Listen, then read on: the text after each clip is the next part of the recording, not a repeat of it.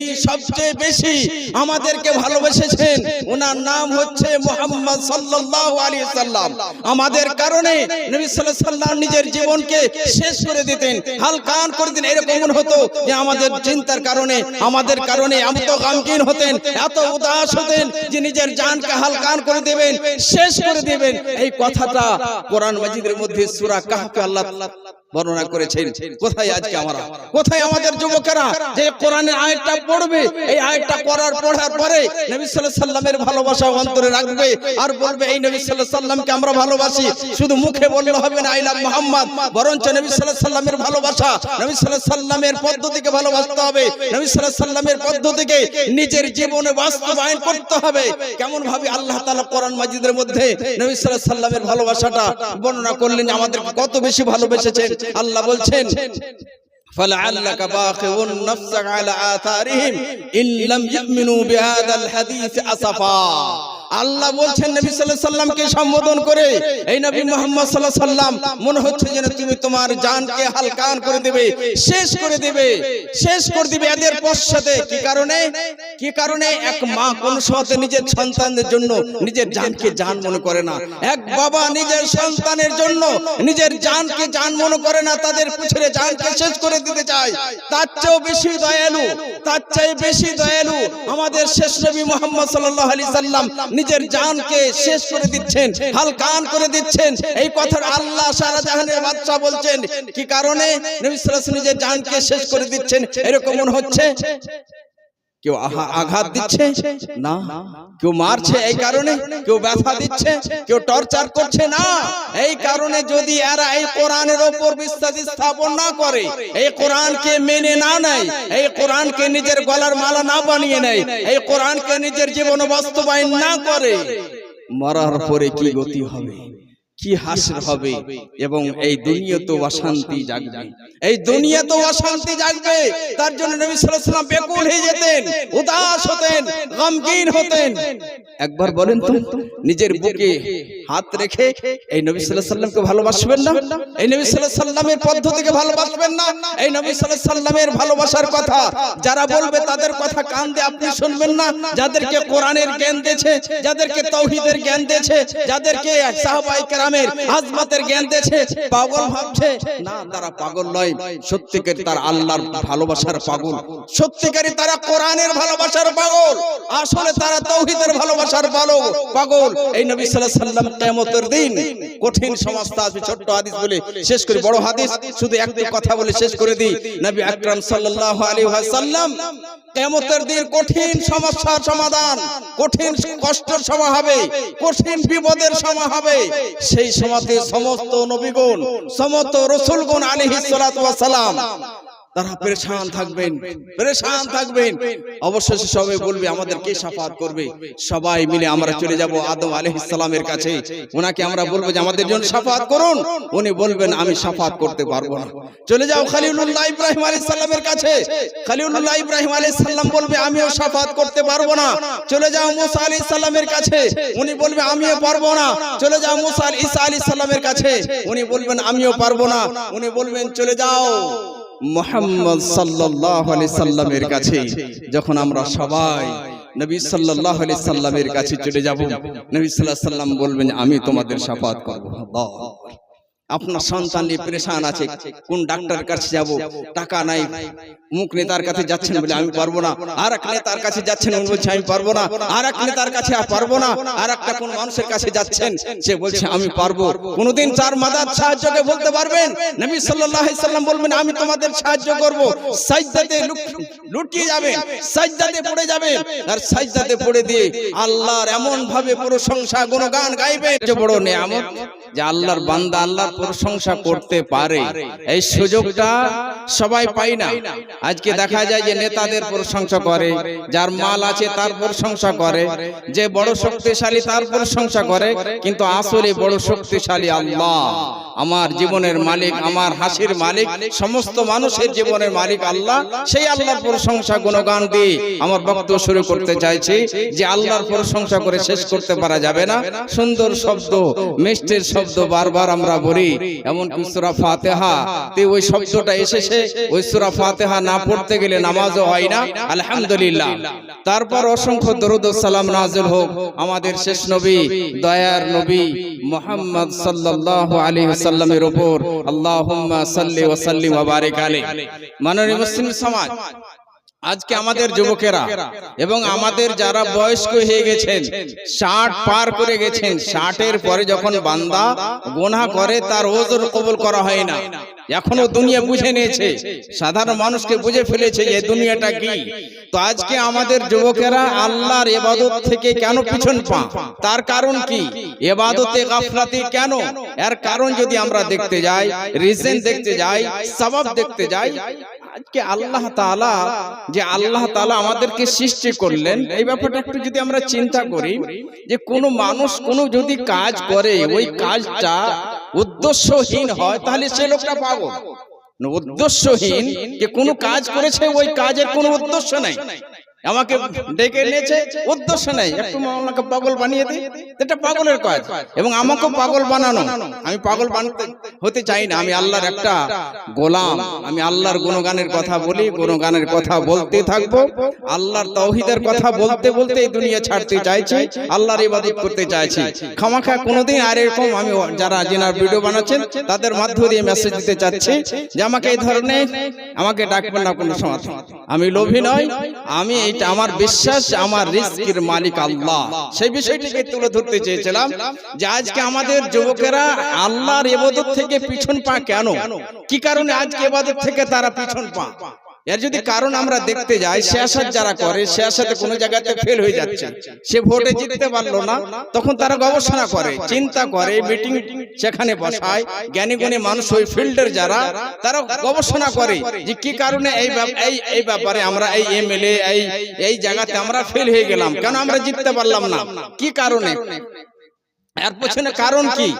আজকে আমাদের যুবকেরা আজকে ইবাদতে পিছন পা কেন, ইবাদতে কেন তারা পিছন পায়, ইবাদতের দিক দিয়ে গাফিল কেন তারা? যদি এই উদ্দেশ্য, এই কারণ যদি আমরা দেখতে যাই, তো কতগুলো কারণ আমরা দেখতে পাচ্ছি। নাম্বার 1, যে আজকের যুবকেরা আল্লাহর ইবাদতে পিছন পা, আল্লাহর ইবাদতে গাফলাতি, অবহেলা, তার যদি কারণ 1 নম্বর আমরা দেখতে যাই, 1 নম্বর বড় কারণ হচ্ছে যে আজকের যুবকেরা আল্লাহর সৃষ্টির উদ্দেশ্যকে ভুলে গেছে। যে আল্লাহ আমাদেরকে সৃষ্টি করেছেন, এই উদ্দেশ্যটাকে তারা ভুলে গেছে, যে কেন আমরা এই দুনিয়াতে এসেছি। এই দুনিয়াতে শুধুমাত্র আমরা খেতে আসেনি, এই দুনিয়াতে শুধুমাত্র আকাশ সব বিল্ডিং তৈরি করতে আসেনি, এই জায়গাতে সিয়াসত করতে আসেনি, এই জায়গাতে শুধুমাত্র এসেছি। এই কথাটা যদি যুবকের মাথাতে মাইন্ডে ঢুকে যায়, সেই যুবক কামিয়াব হয়ে যাবে, সাকসেস হয়ে যাবে। যে আল্লাহ তাআলা যে সৃষ্টি করলেন তার আসল উদ্দেশ্য যে আল্লাহর ইবাদত করা। এবার আল্লাহর ইবাদত করতে গিয়ে খিদা লাগবে, খেতে হবে, কাপড়ের দরকার আছে, কাপড় নিতে হবে, পানির দরকার, পানির ব্যবহার করব, তো দাঁড়ে বাঁয়ে যেগুলো দরকার আছে সেগুলো করতে হবে। সমস্ত জিনিসগুলো যে ব্যবহার হবে শুধুমাত্র যাতে করে আল্লাহর ইবাদত করতে পারি। আল্লাহর আসল ইবাদত নয় যে আপনি সম্পূর্ণভাবে বিজনেসে চলে গেলেন, আল্লাহর ইবাদতকে একদম ছেড়ে দিলেন, আপনি সিয়াসতে চলে গেলেন, আল্লাহর ইবাদতকে তাওহীদকে ভুলে গেলেন, আপনি অন্য কোনো জিনিসে চলে গেলেন, আল্লাহর ইবাদতকে ভুলে গেছেন। পাগল মানুষ আপনি, পাগল। এবং এই দুনিয়াতে শান্তি পাবেন না, এই দুনিয়াতে শাস্তি পেতে শুরু হবে যারা জ্ঞানী মানুষ অনুভব করতে লাগে। কিন্তু যারা জ্ঞান নাই, বুদ্ধিহারা হয়ে আছে, গুনাহ করে করে করে করে গুনাহ করে করে এমন ভাবে অন্তর কালো হয়ে গেছে, ভালো মন্দর পার্থক্য শেষ হয়ে গেছে, যার বুঝতে পারে এটা হক এটা বাতিল, উদ্দেশ্য কি এই দুনিয়ার আশা, এইভাবে দুনিয়া যাপন দেওয়ানার মতো পাগলের মতো দুনিয়ার দিকে ছুটে থাকতে থাকে। হঠাৎ করে আল্লাহ তাআলা তাকে কেড়ে নিয়ে সিধা জাহান্নামে ফেলে দেয়। তো আসল উদ্দেশ্য এই দুনিয়াতে আসা, এই কথাটা যদি আমরা বুঝতে পারি যে আমি কেন এসেছি। এক নেক বান্দা, আল্লাহর বান্দা যখন জমিনে চলে, কোন বাজারে চলে, কোন রাস্তাতে চলে, তখন তার মাইন্ডে একটাই কথা ঘটকে যে আমি এই দুনিয়াতে এসেছি শুধুমাত্র আল্লাহর ইবাদত করতে। তখন তার মুখে আলহামদুলিল্লাহ, আল্লাহু আকবার, সুবহানাল্লাহ, সুবহানাল্লাহ, সুবহানাল্লাহ, আলহামদুলিল্লাহ, এই শব্দগুলো আসে। আজকে যুবকদেরকে দেখতে এখন দেখতে পাওয়া যাচ্ছে 2-4 দিনের মধ্যে থেকে এখন গাড়ি বাইরে চলে যাচ্ছে। কি ভয়? এখন রমজান মাস আসছে, এই রমজান মাসে রোজা রাখতে হবে, লোকে কটাক্ষ করবে, বিদ্রোহ করবে। হ্যাঁ, তুমি রোজা রাখোনি, সে ভাবছে মনে মনে ভাবছে তার রোজা ছেড়ে যাচ্ছে। মুমিন বান্দারা কেমন হয়? লোভী হয়, লালচি হয়। কখন মাহে রমজান পাবো, কখন নিয়ামতের মাস আসবে, কখন ক্ষমার মাস আসবে, কখন জান্নাতের মাস আসবে, কখন সেই মাসকে আমি পাবো, কখন দোয়ার মাসকে পাবো। মুমিন বান্দারা লালচি আছে, কত আনন্দের সাথে হাসছে আর বলছে কখন পাবো। কিছু বান্দারা এই মাসকে পাওয়ার আগে দুনিয়া ছেড়ে চলে গেলেন, তারা চলে গেলেন। এখন আমরা বেঁচে আছি, আল্লাহর কাছে আমরা দোয়া করি, আল্লাহ এই মাহে রমজান যেন আমরা পাই এবং পাওয়ার পরে আমরা তার যত্ন নিতে পারি, তার হেফাজত করতে পারি। মাননীয় মুসলিম সমাজ তাহলে এই কথাটা মাইন্ডে রাখেন। হে মা খালারা, বোনেরা, আমাদের আব্বারা, আমার বাবাজিরাকে বলছি যে আপনার আমার এই দুনিয়াতে আসার আসল উদ্দেশ্য আল্লাহর ইবাদত করা, রিজকি দেওয়ার ব্যবস্থা। আল্লাহ বলছে আমি তোমাদেরকে রিজকি দেব। তার জন্য মুমিন বান্দা যারা এই কথাটা বুঝে ফেলেছে, রিজকের তারা ভয় করে না যে কোথায় আমার খাবার আছে। সে জানে যে আমার খাবার আছে, যে ভাগ্যে আমার একটাও দানা আছে, ওই দানা আমি পাবো, কোথাও না কোথাও আমরা পাবো। কিন্তু এই দুনিয়াতে যদি আমি আল্লাহর ইবাদত করে না যাই, এই দুনিয়াতে অশান্তি হবে, এই দুনিয়াতে আযাব শুরু হয়ে যাবে এবং মরার পরে কঠিন আযাব শুরু হবে। মরার সাথে সাথে কবরের আযাব, পুলসিরাত, জাহান্নাম সেখানে আছে। তা আসল উদ্দেশ্য এই দুনিয়াতে প্রেরণ করার যে আল্লাহর ইবাদত হবে এবং আল্লাহর ইবাদতের ঘর সবচেয়ে বড় মসজিদ, আল্লাহর সুন্দর ঘর ওই মসজিদ। আল্লাহ কোরআন মাজিদের মধ্যে এই উদ্দেশ্যটাকে চমৎকার সুন্দর ভঙ্গিমাতে বলেছেন। ওই আয়াতটা আগে বুঝতে পারতাম না, এখন একটু বুঝতে পেরেছি। তো মানুষ বুঝার মানুষ নেই, যে একটু তাকে বুঝাতে চাই, একটু বুঝাতে চাই। আমাকে কেউ বলে যে মৌলানা বক্তা, তখন আমি মনে মনে হাসি, আমি বক্তা নই, আমি শুধু একটা সাধারণ ছাত্র। আমি একটা ছাত্র, কোরআনকে একটু বুঝতে শিখেছি, আল্লাহর একটু ভালোবাসা পেয়েছি, তাওহীদের ভালোবাসা পেয়েছি, নবী আকরাম সাল্লাল্লাহু আলাইহি সাল্লামের ভালোবাসাটা একটু বুঝতে পেরেছি। এই দুনিয়া তুচ্ছ, এই দুনিয়া কিছুই নয়, রিজকের মালিক আমার আল্লাহ, সে আমাকে রিজকি দেবে, এই কথাটা মানুষকে বলতে এসেছি। কিন্তু মানুষ এমন হয়ে গেছে, আমি তো বারবার ব্যথা নিয়ে আমি কথা বলছি। গুমানের মানুষের ব্যাপারে আমার মাইন্ড অন্যরকম, এরা কাউকে মেনে নিতে পারে না। আমি বারবার বলার পরেও আমাকে এইভাবে এই সময় দেওয়া হলো এবং এত অল্প সময় দেওয়া হলো। তো আল্লাহ তাআলার উদ্দেশ্যকে মনে রাখতে হবে। আল্লাহ কোরআন মাজিদের মধ্যে বলছেন, ওয়ামা খালাকতুল জিন্না ওয়াল ইনসা ইল্লা লিয়াবুদুন। আল্লাহ বলছেন যে মানব দানবকে শুধুমাত্র আমার ইবাদতের জন্য সৃষ্টি করেছি, আমার ইবাদতের জন্য। এবার কাউরে মাথাতে, কাউরে মাইন্ড একটা কথা আসবে যে আল্লাহর ইবাদত করব, তাহলে খাওয়া দাওয়ার ব্যবস্থা কোথা থেকে হবে? আল্লাহ বলছে আমার দায়িত্ব। আল্লাহ আকবার। কোন যদি আপনার বড় ছেলে আপনাকে বলে, আপনার ভাই ছোট ভাইকে বলছে যে তোমার পড়ালেখার কাজ আছে, তুমি পড়ালেখা চালিয়ে যাও, তোমার পড়ালেখার দায়িত্ব, টাকা পয়সা কোথায় কি লাগবে আমি দায়িত্ব বহন করব, তখন তার হিম্মত বেড়ে যায়, তার উপরে তার ইতিমাদ ভরসা করে। কিন্তু এই জায়গাতে সেই ভাই বা বাবা ধোঁকাও দিতে পারে, সে পেল্টেও যেতে পারে, কিন্তু সারা জাহানের বাদশা আল্লাহ, তার ওয়াদা সত্য, সে আসল রিজকের মালিক। সেই আল্লাহ তাআলা বলছেন যে আমার দায়িত্ব তোমাদেরকে রিজকি দেব, আমি তোমাদেরকে আহার দেব, কিন্তু তোমাদের দায়িত্ব তোমরা আমার ইবাদত করবে। এই কথাটা এই আয়াতে তারপরে অংশ দিয়ে আল্লাহ তাআলা বললেন, যখন আল্লাহ বললেন যে আমি শুধুমাত্র মানব দানবকে আমার ইবাদতের জন্য তৈরি করেছি, তার সাথে সাথে আল্লাহ বলছেন মা উরিদু মিনহুম মির রিজক, আমি তাদের কাছে আহার চাই না, আমি তাদের কাছে রিজক চাই না। ওয়ামা উরিদু আন ইউতঈমুন, আর আমি চাইছি তারা আমাকে খাওয়াবে। ইন্নাল্লাহা হুয়ার রাজ্জাকু যুল কুওয়াতিল মাতিন, আল্লাহ হচ্ছেন বড় রিজক দাতা, বড় রিজক দাতা, আসল রিজক দেনেওয়ালা আল্লাহ, রিজকের মালিক আল্লাহ এবং বড় শক্তিশালী আল্লাহ। যদি আপনাকে রিজক দেয়, আল্লাহ যদি আমাকে রিজক দিতে চায়, আর কোন মানুষ কেড়ে নিতে চায়, আমার কাছ থেকে কেড়ে নিতে চায়, কেড়ে নিতে পারে না। বড় শক্তিশালী আল্লাহ, আল্লাহ যাকে দিবে সে রিজক পাবে, আল্লাহ যাকে দিবে না সে রিজক পাবে না। এই আয়াত থেকে স্পষ্ট বোঝা গেল যে আল্লাহ তাআলা যে সৃষ্টি করেছেন, এই আকাশকে সৃষ্টি করেছেন, এই জমিনকে সৃষ্টি করেছেন, এই নদী নালা পাহাড় যত জিনিস সৃষ্টি করেছেন, একটাই উদ্দেশ্য তার, যে শুধুমাত্র মানুষেরা আল্লাহর ইবাদত করবে। অন্য জায়গাতে আল্লাহ তাআলা আয়াতের অংশতে বললেন, হুয়াল্লাযী খালাকালাকুম মা ফিল আরদি জামিআ, এই জমিনের বুকে যা কিছু আছে আল্লাহ স্বয়ং ঘোষণা করছেন, এলান করছেন, এই জমিনের বুকে যা কিছু আছে তোমাদের জন্য তৈরি করা হয়েছে। আল্লাহু আকবার। এই জায়গাতে যদি একটু গবেষণা করেন, একটু চিন্তা করেন, এই জমিনের বুকে যা কিছু আছে আমাদের জন্য সৃষ্টি করা হয়েছে।